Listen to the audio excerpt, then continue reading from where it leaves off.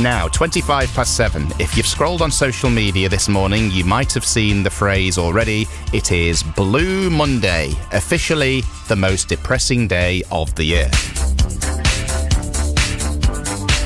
That's according to boffins and scientists anyway, who claim to have worked it out using some formula of weather conditions, how empty our bank balances are, the distance from Christmas, and the time since New Year's resolutions were made and then broken. It's all very, very scientific, but how much of this is true, how much of it is nonsense, and if we are feeling a little bit meh on Blue Monday, what can we do to turn things around? Lisa T, mindfulness coach from Sandbach, friend of the show, is back with us after some time away. Lisa, how are you? Good morning. Good morning, Lee. I'm good. How are you? I'm very good. Now, cue the texts. I'll give it 10 minutes and we'll have an avalanche of texts. Oh, I do love Lisa T. Isn't she nice? Oh. We always get them when you come on. What do you make of this whole Blue Monday bump, Lisa? Is there something in it, or is it a load of tosh? Well, apparently, originally it was created for like a travel campaign to try and sell flights for people. But then I think research was done after that, and they realised that there was actually quite a lot of truth in it, like you say, because it's just that time of year where we're quite far from payday in December. We're still not quite at January payday. The weather's a bit miserable, a bit cold, and it just makes us feel a bit low and lack of motivation. So I think there's definitely a bit of truth in it, yeah. What kind of things are you teaching at the minute? If people are feeling a little bit, oh, this is rubbish, yeah, on Blue Monday, what are Lisa's top tips? Okay, so I've got a few for you. A couple of them are really simple. The first one you've probably heard before, just try and move the body where possible. It really does boost the energy level if we can just bring a bit of movement in. I know we want to sit and watch traitors, but if we can just move the body a little bit, that's really helpful. And daylight, just 10 minutes a day of a bit of natural light can really improve our mood, and it reduces fatigue. So those two you can hopefully do in one go. If you can go for a 10-minute short walk in the daylight every day, it just makes such a difference. It improves the mood, boosts the energy levels, and reduces fatigue. So that's quite a simple one.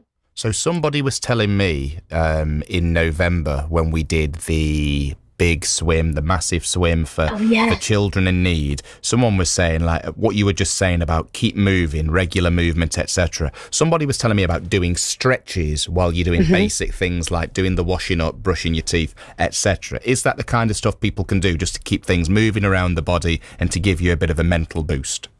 Absolutely. If you can't get outside for whatever reason, stretching is really good. Stretching is really good anyway, but at this time of year, I do think the daylight element is really important. So if you can stretch outside, even better.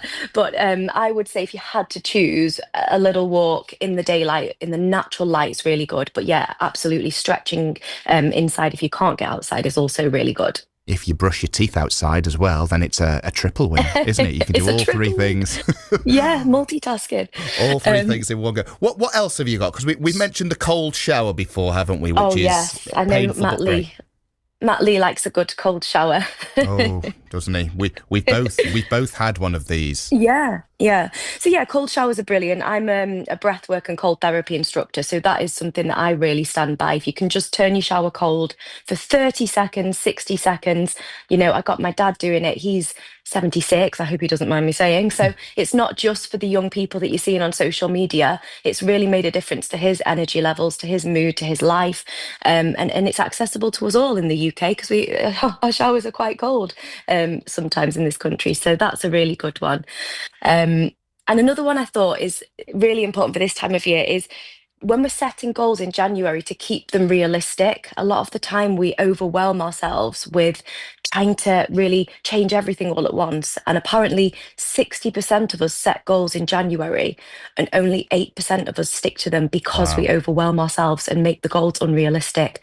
So if we can just try and make our goals a bit more achievable, if we're trying to start exercising rather than saying we'll go 3 times a week straight away, maybe just starting with once and then building up over the few months to get there. So those are Lisa's top tips: movement, daylight, if you are setting realistic targets or realistic goals, just make them exactly that, realistic. Don't try and go from 0 to 60 in 2 seconds. And also a quick blast of a cold shower. I'd just like to clear something up. I said me and Matt Lee have both had these separately. Yeah, not at the same time. Thank you. I didn't want people getting the wrong idea there. So some top tips from Lisa, who is a motivational and mental health expert. If you've not heard her on with us before, she's also a very, very good country music singer.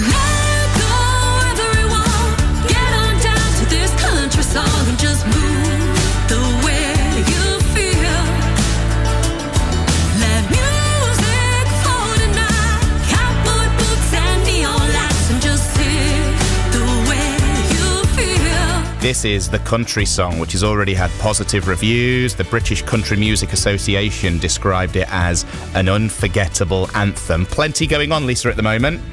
Yes, it's been really, really great since we've released that song, and we're playing at Stoke City Football Club on Saturday, which will be really good in the fan zone. Brilliant. So that's ahead of the Oxford game, which is an early kick-off. Yes, it's a very early kick-off. We weren't actually aware when we agreed to that date that it would be such an early start, but hopefully people will still come and watch us and have a bit of a dance and a sing-along with us. Do you know what time you're on? Because that fan zone does get packed, early kick-off, whatever kick-off. It's a great idea from the football club. Do you know roughly what time you'll be on ahead of kick-off? Yeah, the lady that I've been speaking to says she's going to confirm this week, but I believe that it usually closes half an hour before kick-off. So we've got 2 sets of 45 minutes before it closes. So I think we're going to be there from like 10, half 10, to be honestly. It's going to be really early. Brilliant. So if you're at the Bet365 Stadium a couple of hours before kick-off for Stoke Oxford, go to the fan zone. Lisa T will be playing. Lisa, an absolute pleasure as ever. Thank you so much and enjoy Saturday. Thank you. Speak to you soon. Take care, everyone. See you soon. That is Lisa T, Lisa Travers, brilliant country music singer, also mental health and motivational expert, giving us some top tips on what is considered to be Blue Monday.